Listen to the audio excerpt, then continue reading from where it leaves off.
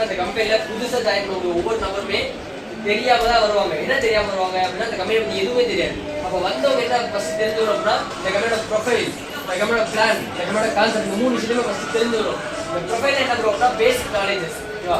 பேசிக் தெரிஞ்சுக்கோங்க. ரெண்டாவது விஷயம் பைனரி கான்செப்ட் தான் இன்கம் கொடுக்குறாங்க. இன்கம் பிளான் என்ன பிளான் தான் பைனரி சொல்லுவோம். தெரிஞ்சுக்கோங்க. பைனரினா கூட்டுத்தொகையா இருக்கும். எனக்கு வந்து கான்செப்ட் என்ன ரீசனுக்காக இன்கம் கொடுக்குறோம் சொல்லுங்க. இந்த ரீசனுக்காக நம்ம ஆக்சஸ் கம்பெனி நம்ம காசு கொடுக்குறாங்க. அட்வர்டைஸ்மெண்ட், அந்த கம்பெனி விளம்பரப்படுத்துறோம். நம்ம மூலமா நிறைய மக்கள் இந்த ஆப் யூஸ் பண்றாங்க. அதனால நமக்கு இன்கம் கொடுக்குறாங்க. இது ஃபர்ஸ்ட் பாயிண்ட். செகண்ட் பாயிண்ட் பயம். நிறைய பேருக்கு ஒரு விஷயம் கூட கம்பெனி பத்தி தெரிஞ்சுக்கிறோம். நம்ம நிறைய பேரை போய் சொல்றோம், நம்மளால பண்ணுவாங்களா, நம்ம நம்பி வருவாங்களா, புரியுதா? நம்மளால பண்ண முடியுமான்னு சொல்லிட்டு என்ன பண்றோம், தயங்கி நிற்கிறோம். அந்த மாதிரி இல்லாம பயத்தை தூக்கி போட்டு நம்பிக்கையா விஷயத்தை கொண்டு வரீங்க. பயத்தை ரிமூவ் பண்ணிட்டு நம்பிக்கை விஷயத்தை கொண்டு வரீங்க. சரி போட்டா என்னெல்லாம் நம்பணும்னா ஃபர்ஸ்ட் கம்பெனி நம்பணும், செகண்ட் கம்பெனி நம்பணும், தேர்ட் உங்களை நீங்க நம்பணும்.